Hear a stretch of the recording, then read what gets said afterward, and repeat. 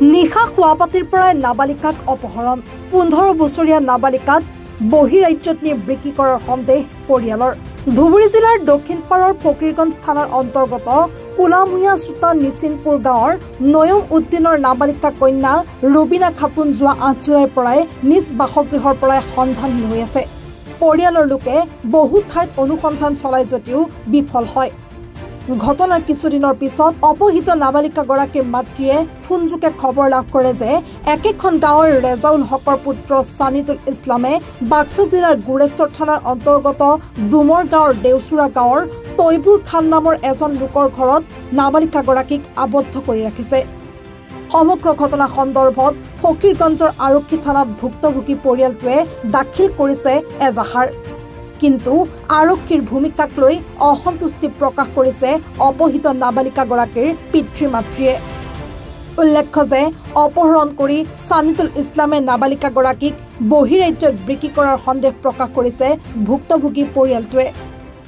ঘটনাৰ ন্যায় বিচাৰি ধুবুৰী জিলা আৰক্ষী অধীক্ষকক লিখিত অভিযোগ দাখিল কৰাৰ লগতে দোষীক গ্ৰেপ্তাৰ কৰি দৃষ্টান্তমূলক শাস্তিৰ দাবী জনাই ভুক্তভোগী পিতৃ-মাতৃয়ে।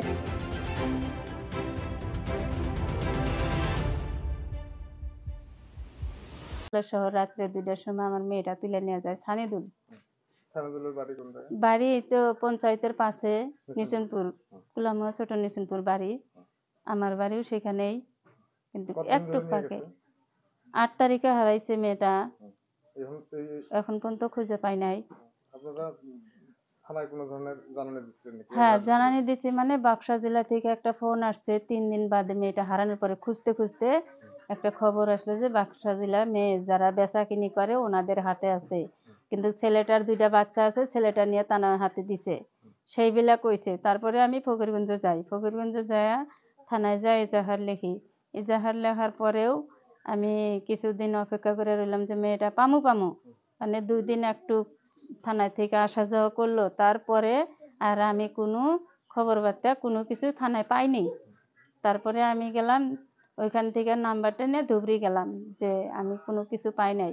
ওইখানে যে একটা উকিল ধরে এসপি কোর্টে আমি জানাইলাম যে এখন পর্যন্ত মেয়েটা আমার হারানো মেয়েটা পাওয়া যায় নাই। ওখানে একটা সিদ্ধান্ত দিয়ে আইলাম, ওইখানেও আজকে 4 দিন হয়ে গেছে, ওইখানেও আমি পাইলাম না। মেয়ে হারানো 8 তারিখে, আজকে 29 তারিখ হয়ে যায়, এখন পর্যন্ত মেয়েটার খোঁজ পাইনি। কিন্তু মেয়েটা ওনারা নিয়ে বিক্রি করছে বলে আমার ডাউট হয়।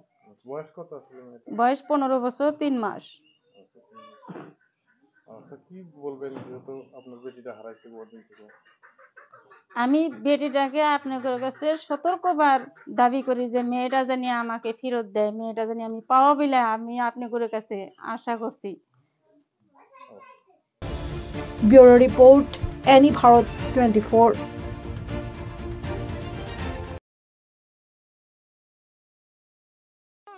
ৰব, আপুনি যে এটা অপৰাধ কৰিবলৈ গৈ আছে, আপুনি জানেনে এই নাবালিকা গৰাকীক এতিয়াই বিয়াত বহোৱাটো যে এটা অপৰাধ, আপুনি জানেনে? অপৰাধ কেনেকৈ? মোৰ ছোৱালী, মোৰ কথা। তুমি যিয়েই নোকোৱা ভূঞা, 18 বছৰৰ তলৰ যিকোনো কন্যা সন্তানৰ বিয়া দিলেই আইনগতভাৱে এক দণ্ডনীয় অপৰাধ। বিয়া দিয়াজন যিমান দায়ী, বিয়া পতাজনো সমানে দায়ী।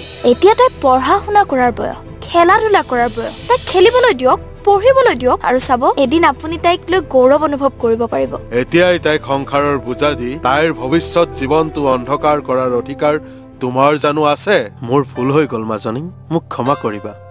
শিক্ষা ল'ৰা ছোৱালী উভয়ৰে প্ৰাপ্য আৰু অধিকাৰ। আপোনাৰ কন্যা সন্তানক তাইৰ এই প্ৰাপ্যৰ পৰা বঞ্চিত নকৰাব।